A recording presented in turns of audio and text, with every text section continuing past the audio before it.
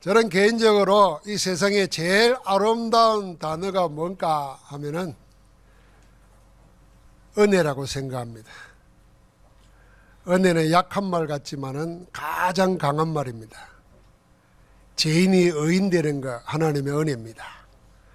약한 자가 강한 자로 바뀌는 것 하나님의 은혜입니다. 마귀의 자녀였다가 하나님의 자녀로 바뀌는 것 하나님의 은혜입니다. 그래서 은혜와 가장 통하는 단어가 복음입니다. 그래서 복음보다 은혜보다 더 아름다운 말이 없습니다.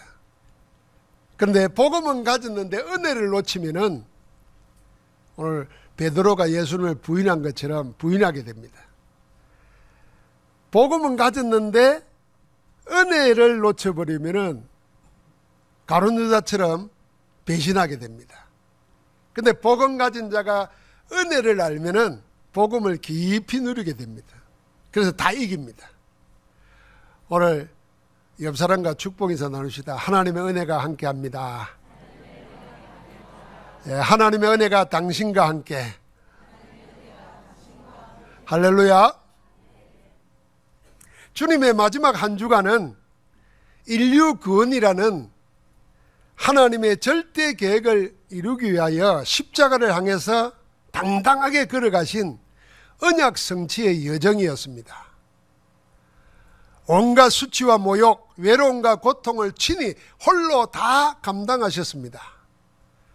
하나님이 영세전에 계획하신 언약의 성취를 위한 그리스도의 여정을 함께 하는 자가 아무도 없었습니다. 주님이 당하신 온갖 고난 가운데 특히 씁쓸하게 하는 아픔이 있습니다. 제자들의 배신과 부인 그리고 외면이 그것이었습니다. 그 중에도 영생의 말씀이 주께 있으니 우리가 어디로 가오리까? 그렇게 말했던 베드로마저 주님을 모른다, 주님과는 아무 관계가 없다고 부인하는 사실은 더 주님의 마음을 씁쓸하게 합니다. 베드로는 주님을 3번이나 모른다고 했습니다. 아무 관계 없다고 부인했습니다. 오늘 요한복음 18장 17절에는 문을 지키는 여종 앞에서, 25절에는 불을 쬐던 사람들 앞에서, 26절에는 자기가 칼로 길을 벤 말구의 친척에게 주님을 모른다, 주님의 제자가 아니라고 부인했습니다. 이 베드로가 3번이나 주님을 부인한 사건을 마태복음에는 더 적나라하게 기록하고 있습니다. 처음에 계집종의 물음에 베드로는 이렇게 말합니다. 나는 네가 무슨 말하는지 도무지 모르겠다, 이러면서 많은 사람들 앞에 부인했다 그랬습니다. 마태복음 26장 70절입니다. 나중에는 그냥 부인하는 게 아니고 맹세하고 부인했다 그랬습니다. 마지막 3번째는 아예 저주하고 맹세하면서 나는 그 사람 예수를 모른다, 이렇게 부인했습니다. 부인의 강도가 점점 더 강해가죠. 애써서 예수님을 모른다고 부인하는 베드로의 모습을 보면 안타깝기 그지 없습니다. 베드로가 부인한 것은 무엇입니까? 뭘 모른다고 했습니까? 마태복음에는 베드로가 그 사람을 알지 못한다 그랬습니다. 예수님을 모른다고 했습니다. 주님을 부인한 겁니다. 그런데 요한복음은 약간 다른 각도로 봅니다. 요한복음에는 사람들이 베드로에게 이렇게 물었습니다. 너도 그 사람 예수의 제자 중에 하나가 아니냐, 이렇게 물었습니다. 그때 베드로는 나는 아니라 그랬습니다. 예수 그리스도의 제자가 아니라고 부인한 겁니다. 많은 사람 앞에 예수를 모른다고 하고 예수의 제자가 아니라고 해서 예수와 아무 관계가 없다고 한 것입니다. 자, 그렇다고 하면은 돈을 받고 주님을 배반한 가룟 유다나 주님을 모른다고 3번이나 부인한 베드로나 그 잘못의 크기는 별반 차이가 없습니다. 어쩌면 돈을 받고 주님을 잡으려는 사람들의 앞잡이가 된 가룟 유다보다 많은 사람들 앞에서 주님을 모른다고 하고 나는 아무 관계도 없다고 부인한 베드로의 잘못이 더 커 보입니다. 가룟 유다는 물론 충동적으로 한 게 아닙니다. 계획적으로 예수님을 팔았습니다. 그러나 베드로는 위기를 모면하려고 순간적인 행동이기는 하지만은 둘의 행동은 별반 차이가 없는 겁니다. 왜 베드로가 주님을 모른다고 하고 아무 관계도 없다고 했을까요? 그 원인이 뭘까요? 복음서에 보면은 그 원인을 유추하는 의미심장한 표현들이 나옵니다. 마태복음에 보면요, 예수님이 붙잡혀 끌려가는 주님을 따라가요. 다른 제자들은 벌써 도망쳤고 베드로는 따라가는데 뭐라고 했냐면 마태복음 26장 57절 보니까 멀찍이 따라갔다 그랬어요. 참 재밌죠? 멀찍이 따라갔어요. 그 전까지는 어떻게 따라갔어요? 바로 예수님 옆에서 늘 함께 있었어요. 근데 지금은 멀찍이 따라갔다 그랬어요. 마태복음 26장 58절에는 그 결말을 보려고 어떻게 되나 하는 걸 보려고 하인들과 함께 바깥 뜰에 함께 불을 쬐고 있었다 그랬습니다. 베드로는 주님이 어떻게 되는 것이 궁금하기는 했지만은 그 앞에 선뜻 맞서서 나설 만큼 당당하지 못했습니다. 처음에는 예수님을 잡으러 온 사람들을 칼로 휘둘러 가지고 막아보려고도 했습니다. 그런 시간이 지날수록 두려움에 사로잡힙니다. 그렇다고 도망도 못합니다. 어중간한 감정에 지금 사로잡혀 있는 겁니다. 싸우지도 못하고 도망치도도 못하고 따르는 가는데 바짝 가지도 못하고 멀찍이 서서. 우리도 신앙생활 이처럼 하기 쉽잖아요. 뭘 그렇게 주일날 한번 예배하면 됐지. 오예도 드리고 수요일 밤에도 놓고 새벽기도 놓고 그냥 적당하게 발만 들어놓고 있으면 되지. 이런 사람이 있을 수 있잖아요. 베드로가 주님을 부인할 수밖에 없는 처지로 자기를 자꾸 몰아갔다고 그럽니다. 그래서 이렇게 억지스런 원인을 설명합니다. 주님을 멀찍이 따라가다가 주님을 부인하게 된 거다. 그리고 함께 있어야 될 사람들과 함께 있지 아니하고 함께 있으면 안 되는 사람들과 함께 있어 가지고 결국은 부인하게 됐다. 저도 옛날엔 그리 설교했어요. 그러니까 이왕 예수 믿을 거 바짝 예수님과 함께 바짝 붙어라. 그리고 어울릴 사람하고 어울려야지. 어울려서는 안 될 세상과 어울리다 보면 자연히 신앙이고 뭐가 없어진다. 그래서요. 은혜는 되지만은 그것만 보다 보면은 우리가 실수하게 됩니다. 그것보다도 진짜 베드로가 예수님을 모른다고 부인하게 된 원인을 다르게 생각이 됩니다. 베드로에게는 이 눈이 없었습니다. 어떤 눈이요? 영혼의 눈이 없었습니다. 잠시 잠깐의 눈은 있는데 영원한 걸 보는 눈이 없었어요. 영원하신 하나님을 보는 눈, 그 영원하신 하나님의 시간으로, 그게 영혼 아닙니까? 지금의 사태, 오늘의 문제를 보는 눈이 없었던 겁니다. 모든 것을 눈앞에 보이는 것만으로 보는 눈밖에 없었습니다. 베드로는 사람의 시간에 갇혀 있었던 겁니다.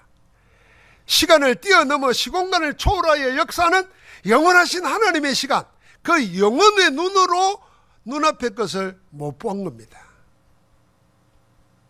그래서 자기 앞에 닥친 위기를 우선 모면해 보려고 부인하고 저주하고 맹세하면서까지 주님을 모른다고 한 겁니다. 우리가 왜 갑작스런 일을 당하고 어려움을 당하면 막 당황해서 막 뭘 해야 될지 모르잖아요. 베드로가 지금 그런 거예요. 그런데 평소에 영원하신 하나님 안에서 나의 시간도 잠시 잠깐 아니고 70, 80이 아니고 영생 속에 있다는 것을 알면은 이 모든 것은 다 지나가는 겁니다. 이 모든 것은 하나님의 뜻을 이루고 지나가는 건데 그 지나가는 것에 매여서 지금 부인하고 저주하고 맹세하는 겁니다. 우리는 시간에 갇혀 있습니다. 눈에 보이고 머리로 생각하는 그것이 전부인 것처럼 보입니다. 그래서 우리는 보통 사람들은 이거 아니면 저겁니다. 세상은 또 그렇게 강요합니다. 이거냐 저거냐 둘 중에 하나를 택하라 그럽니다. 근데 조금 더 생각이 깊은 사람, 배운 사람, 여유 있는 사람은 이것도 아니고 저것도 아니고 또 다른 뭐가 있을 거다, 제3의 길을 찾습니다. 그러나 인간은 그게 전부입니다. 그러나 하나님은 우리와 다릅니다. 하나님의 수는 이것저것 제3이 아니라 수도 없이 많습니다.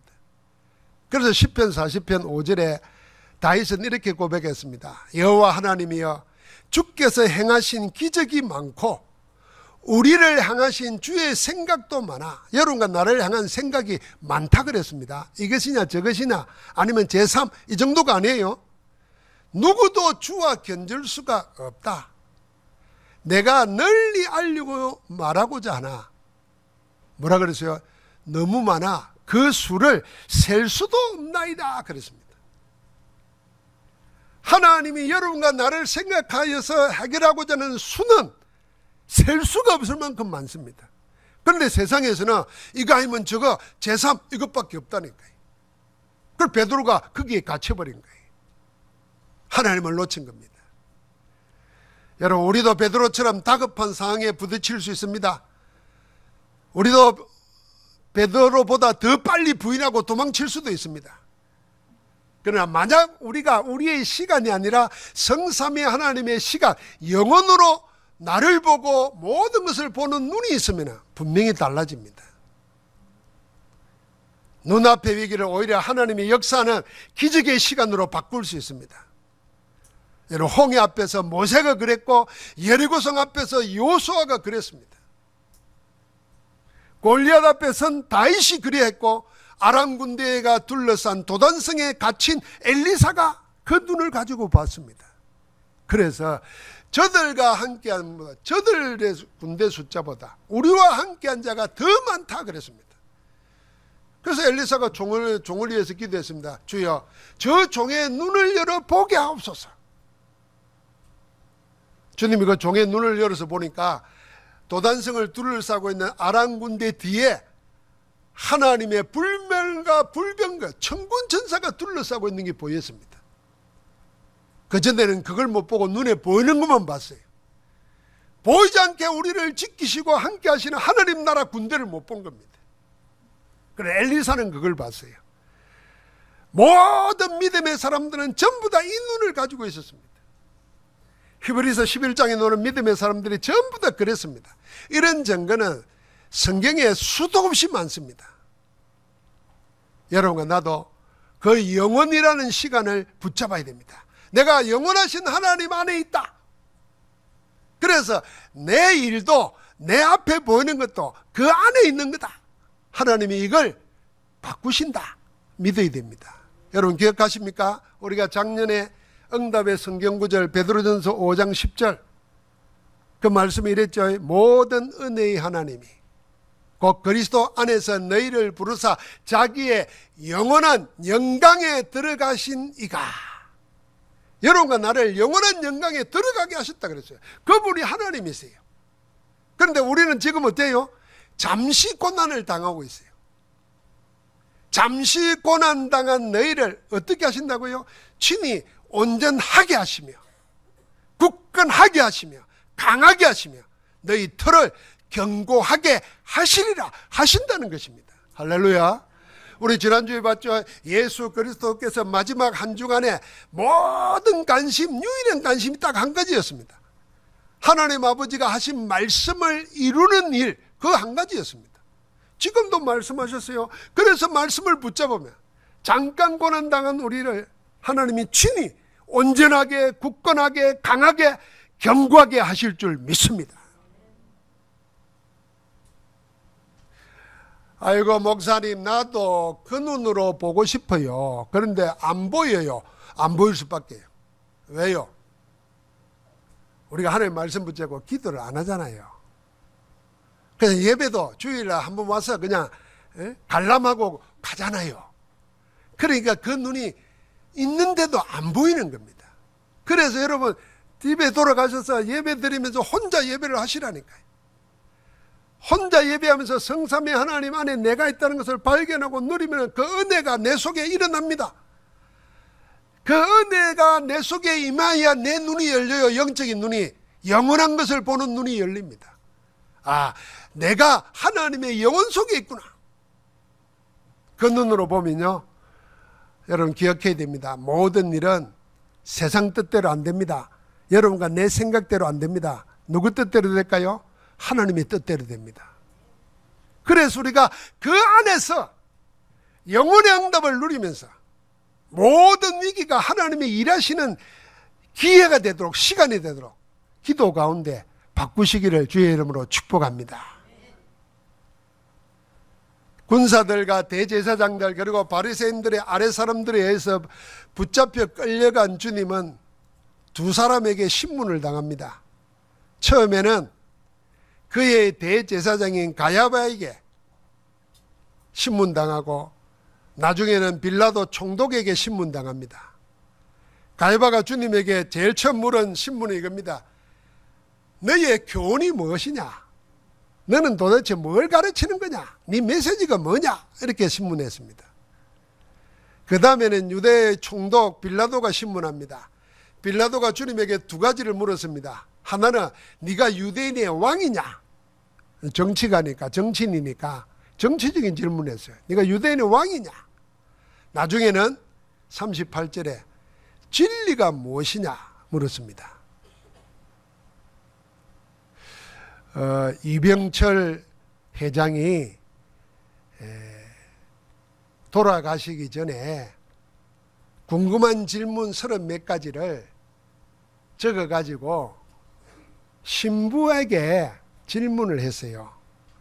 그 질문이 한 10년 전에 공개가 됐어요. 그래서 그 신부가 그 질문에 대한 답을 쓰고 어떤 개신교 신학을 전공한 교수가 또 답을 썼어요. 그러니까 천주교 입장에서 쓴 답과 개신교 신학자 입장에서 쓴 답이 있어요. 책이 있어요. 그런데 그 이병철 회장이 물었던 질문은 어떻게 하면 돈 잘 벌입니까? 이런 거 없어요. 어떻게 하면 건강하게 오래 살 수 있습니까? 이거 없어요. 어떻게 하면 내가 행복할 수 있습니까? 이거 없어요. 놀랍게도 이병철 회장이 누굽니까? 그분의 관심은 딱 하나예요. 사람이 죽으면 끝나는 겁니까? 죽고 난 다음에는 내세가 있습니까? 있다면 그 기준이 뭡니까? 이런 영적인 질문이. 이 빌라도가 처음에는 네가 유대인의 왕이냐 이렇게 물었지만은 나중에 질문은 뭐예요? 진리가 뭐냐 이렇게 물었다. 두 가지는 전혀 다른 의미 같잖아요. 결국은 인간은 영적 존재로 창조되었어요. 그런데 하나님과 함께 있으면 그 영의 생명을 얻고 그 생명의 힘으로 육신과 세상도 이기게 되는데 그 영이 죽어버린 거예요. 아니 뭐 내가 살아있는데 왜 영이 죽어? 영이 죽었단 말입니다. 영이 하나님 떠나고 사단에게 잡힌 거예요. 죄와 사망의 법, 운명에 묶인 거예요. 그러니까 저주재앙이 올 수밖에 없는 거예요. 살아보려고 발부둥 치는데 눈에 보이는 것만 쫓아가니까 우상 숭배하고 종교 쫓아가는 거예요. 그러면 그것도 안 되는 사람은 돈 쫓아가는 거예요. 육신의 쾌락 쫓아가는 겁니다. 그게 전부 다 아픔과 절망과 고통으로 재앙으로 돌아오는 겁니다. 이게 대를 물러주는 거예요. 여기에 대해서 주님이 각자 다른 의도로 다른 질문을 했지만 주님은 이 세 가지 질문에 한 가지 답을 하시는 겁니다. 하나님 나라가 무엇이라는 거야. 하나님 나라의 비밀이 무엇이라는 것을 설명하는 겁니다. 여러분 우리 전도자도 그렇잖아요. 사람들이 다 딴말합니다. 그 딴말에 대답을 다 하지만은 결국은 뭐예요? 그리스도 필요한 것을 말해주게 됩니다. 그게 전도자예요. 막 연예인들 이야기 하잖아요. 그럼 같이 연예인들 이야기하는 거 아이고 잘생겼대 뭐 노래 잘하대 뭐 이리 하잖아요. 그러다가 그 인기 있는 연예인은 0.1%밖에 안 돼요. 그러다가 많은 유대인들이 성공했다가 왜 이상하게 실패하는가? 그러면서 복음을 설명하는 거예요. 어떤 사람은 사업에 대해서 막 이야기하다가도 사업의 결말을 알잖아요. 그러다가 복음 전하는 거예요. 이 모든 걸 복음으로 결론을 맺을 수 있어야 돼요. 그게 예수 그리스도의 사람이라니까. 그게 억지가 아니라니까요. 사람은 그리 되게 돼 있다니까요. 오늘 빌라도가요. 이 유대인이면서 로마에 잘 보여가지고 지금 정권을 유지하고 있잖아요. 그 정권을 유지하기 위해서 별의별 일을 다 하고 있었어요. 그런데 결국에는 마지막 질문이 진리가 뭐냐. 그래서 그 모든 질문을 주님이 한 가지로 다 말합니다. 너의 교훈이 뭐냐, 너 뭘 가르치냐 하는 질문에는요, 주님이 이렇게 말합니다. 내가 회당과 성전에서 공개적으로 다 말했다. 들은 사람이 많지 않냐? 그러니까 그들에게 들으라 그랬습니다. 이 말을 그대로 말하면요, 여러분과 내가 그리스도의 말씀을 들었잖아요. 우리가 그리스도가 뭘 말씀하시는지, 그리스도가 뭔지 우리가 말을 해야 돼요. 그래서 세상은 여러분과 나를 통해서 듣게 돼 있어요. 그래서 전하는 자가 없는데 어찌 듣겠냐 그랬어요. 그래서 우리를 보고 가라는 거예요. 말하라는 거예요. 세상사는 지금도 마찬가지입니다. 빌라도가 정치적인 물음을 넣었는데 주님은 하나님 나라의 비밀을 말합니다. 주님이 이렇게 말했어요. 36절에 내 나라는 이 세상에 속한 것이 아니니라. 자, 주님이 내 나라라고 그랬습니다. 이 세상에 속한 것이 아니라 그랬으니까 세상 나라가 있고 주님의 나라, 그리스도의 나라, 하나님 나라가 있는 거죠. 만일 내 나라가 이 세상에 속한 것이었더라면, 네가 생각하는 처럼 내가 이 세상의 정치적인 욕망 가지고 있는 자라고 하랬더라면 내 종들이 싸워서 나를 유대인에게 이렇게 체포당하도록 안 놔뒀을 것이다. 그러나 이 나라는, 내 나라는 여기에 속한 것이 아니라 그랬습니다. 그러자 빌라도가 다시 확인합니다. 그러면 네가 왕이냐 그랬습니다. 나라를 말하고 네 종들이 싸웠을 거리가 말하는 거 보니까 네가 왕이구나.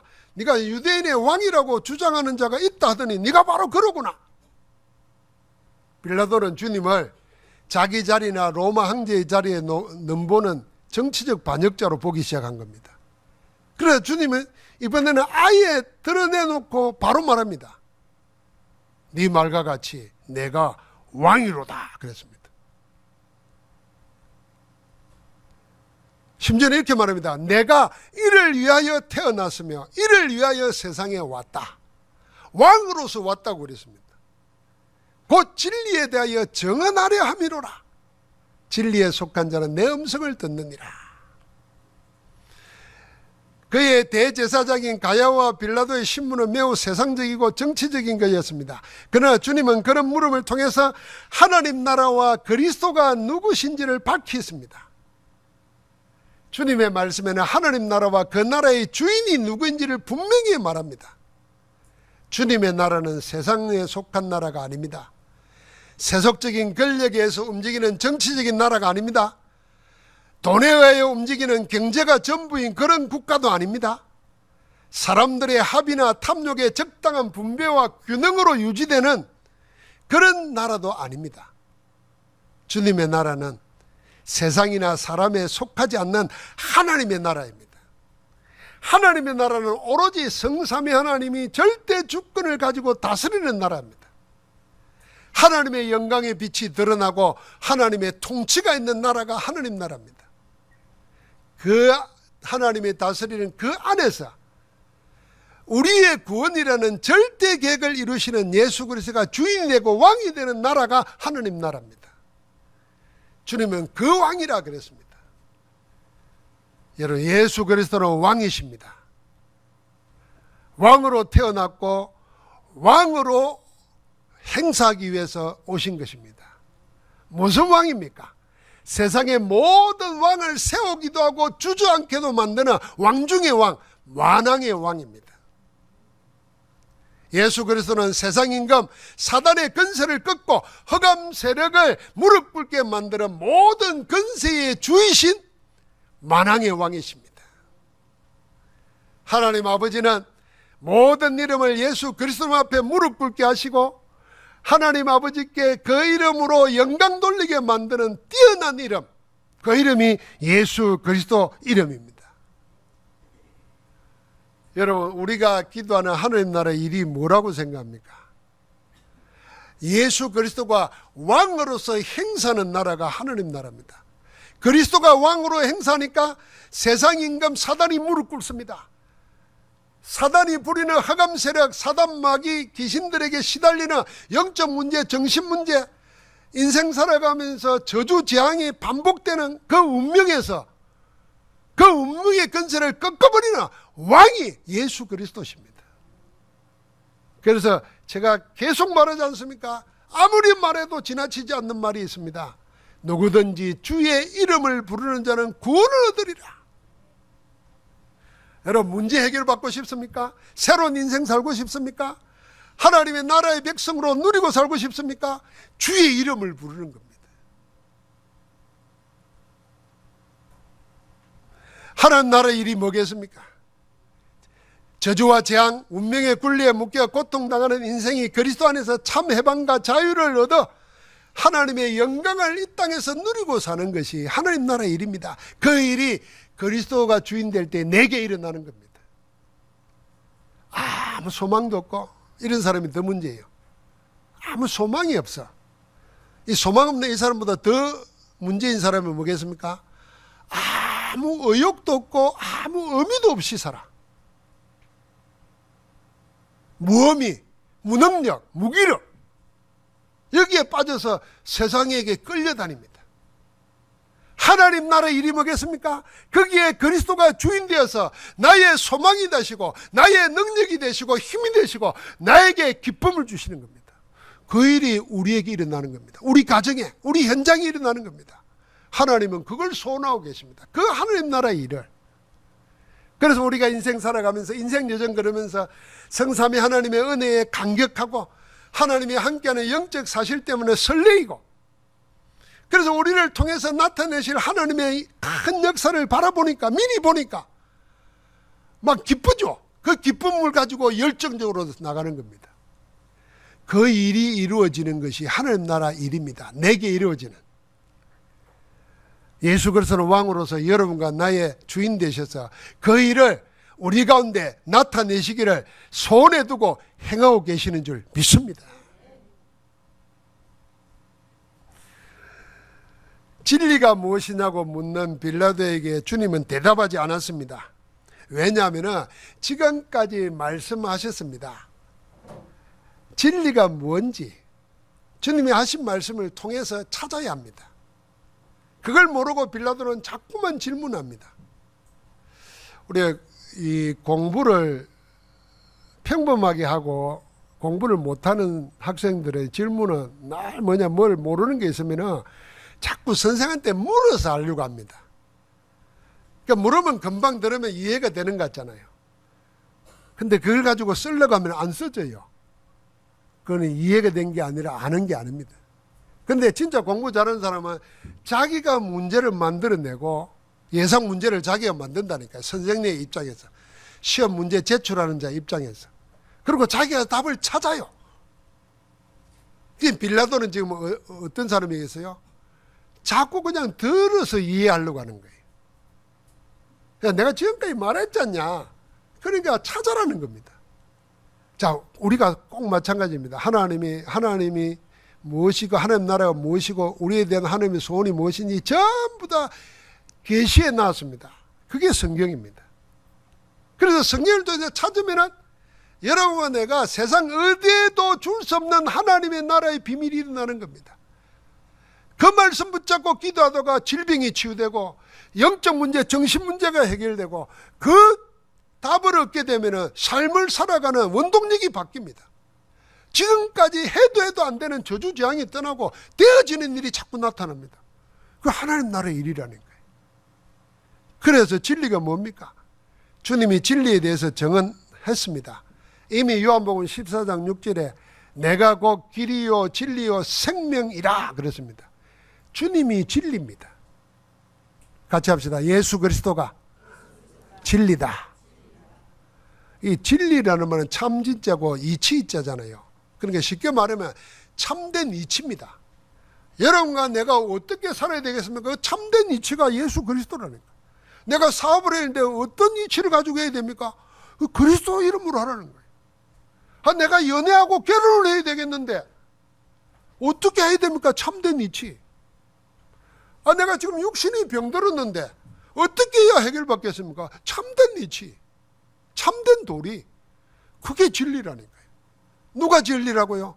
내가 곧 길이요 진리요 생명이니 예수 그리스도가 진리입니다. 그래서 사도 요한은 말씀이 육신이 되어 우리 가운데 거하시면 우리가 그 영광을 보니 아버지 독생자의 영광이요 은혜와 진리가 충만하더라. 누구에게? 그리스도께. 그리고 말했잖아요. 율법은 모세로부터 주어진 거지만 은혜와 진리는 그리스도로 말미암아 온 것이라 그랬습니다. 그리고 8장 32절에는 진리를 알지니 진리가 너희를 자유케 하리라 그랬습니다. 그렇습니다. 진리이신 그리스도께서 우리의 모든 얼매인 것에서 풀어 자유하게 하십니다. 죄와 저주에 묶인 인생을 해방하고 모든 문제를 해결하신 그리스도 안에서 여러분과 나는 자유함을 얻게 됩니다. 병에서 자유, 가난에서 자유, 죄의식에서 자유, 미래의 불안에서 자유, 그리스도 안에서 우리에게 주어지는 줄 믿습니다. 사단이 인생을 자기 노예로 삼으려고 사방에 파놓은 함정, 숨겨놓은 덫, 죄와 운명과 온갖 우상 문화로 올무를 가지고 우리를 사로잡고 있는데 거기서 우리를 해방시키는 분이 진리이신 그리스도십니다. 그리스도 안에서 진리 안에서 행복하기를 주의 이름으로 축복합니다. 예수 그리스도가 진리일 뿐 아니라 예수님이 중보기도하는 가운데 이런 고백을 했습니다.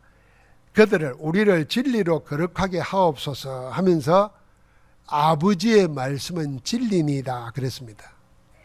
여러분, 아버지의 말씀이 누굽니까? 하나님의 말씀입니다. 예수 그리스도가 진리이듯이 하나님의 말씀이 진리입니다. 그 진리인 하나님의 말씀을 깨닫도록 성령을 우리에게 보내주셨습니다. 그래서 성령을 보고 진리의 성령이라 그랬습니다. 그 진리의 성령이 너희 가운데 오면 너희를 진리 가운데로 인도할 뿐 아니라 장래일도 알린다 그랬습니다. 그러니까 성부, 성자, 성령이 다 하나로 여러분과 내 안에 계시고 우리는 그 안에 함께 있는 겁니다. 그래서 성경을 여러분이 가지고 있는 지식으로 알려고 하지 마십시오. 여러분 속에 있는 하나님의 성령께서 성경을 깨닫게 하십니다. 깨달으면 말씀이 우리 가운데 역사하기 때문에 그대로 능력이 됩니다. 그 말씀의 능력은 영혼만 살리는 게 아닙니다. 우리의 뇌를 살리고 우리의 육신을 살리고 우리의 삶을 바꾸습니다.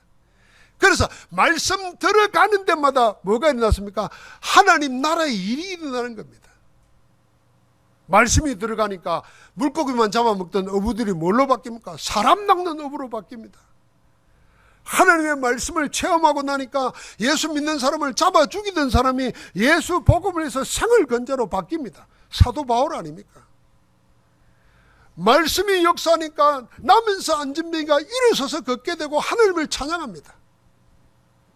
말씀이 역사하는 곳에는 하나님의 역사가 일어나는 줄 믿습니다. 여러분, 그 하나님의 이름이 나타나는 거기에 여러분과 내가 있는 겁니다. 그게 하나님 나라고 그게 전도 선교입니다. 말씀을 맺겠습니다. 예수 그리스도는 지금도 진리이고 그리스도의 말씀인 하나님의 말씀 성경은 지금도 살아서 성취되는 진리의 말씀입니다. 우리가 이 말씀 붙잡고 혼자 예배하면서 24 기도가 내 삶이 되면 위로부터 내리는 눈에 보이지 않는 하나님의 역사가 눈에 보이게 나타납니다. 그게 25의 응답입니다. 그렇게 나타난 것은 우리 인생의 영원한 작품이 되고 영원한 기업이 되어서 우리가 후대들에게까지 물려주는 기념비적인 축복이 됩니다.